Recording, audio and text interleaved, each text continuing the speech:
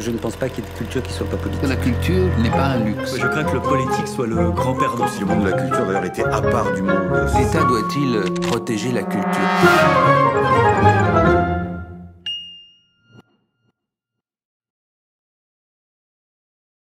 Ce qui est étonnant dans le paysage audiovisuel maintenant, plus il y en a la possibilité de diffusion, plus il y en a moins de place pour les films documentaires. En tout cas, des places hallucinantes, quoi, genre 11h, minuit, quoi. Parfois, on a l'impression de travailler pour quelqu'un insomniaque. Très très long. C'est pas même pas de question de programmation, de question de.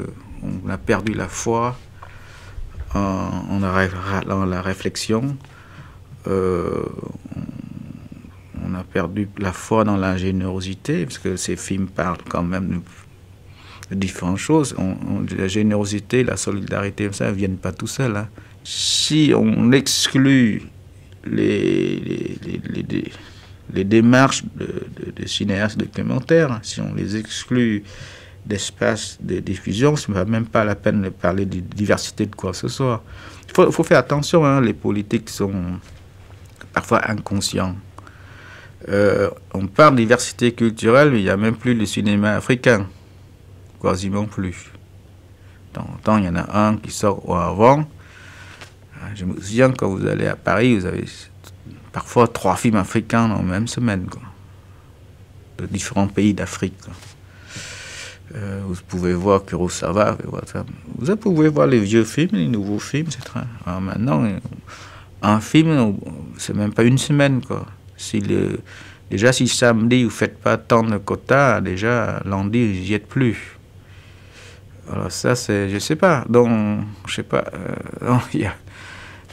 Ici maintenant, on introduit les matchs de foot dans le cinéma. On revient au cirque. On revient au cirque. Il va arriver les matchs de foot dans le cinéma. Il va venir le rugby. C'est bien le sport, il n'y a rien à con. Hein. Mais quand même, le foot, on court derrière un ballon, quoi.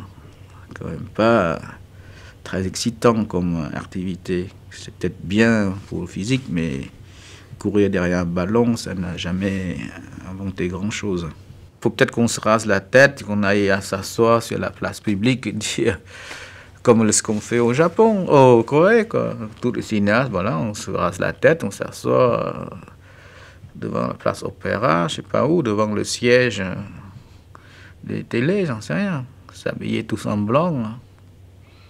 Il y en a marre, quoi. Il y en a marre que le film ne peut pas aller en salle. Il y en a marre que le film passe à minuit. Il y en a marre que les chaînes qui ont des moyens de produire l'entertainment, les jeux, prennent aussi la part du documentaire. Il y en a marre de tout ça, quoi. Ils vont se marrer, les historiens. Dans 40 ans, 50 ans, quand ils verront Nabila des Allô, ils vont se marrer. Si c'est ça qu'on veut laisser, c'est Allô, t'es une fille, t'as pas de shampoing, allons-y, comme ça, on est bon.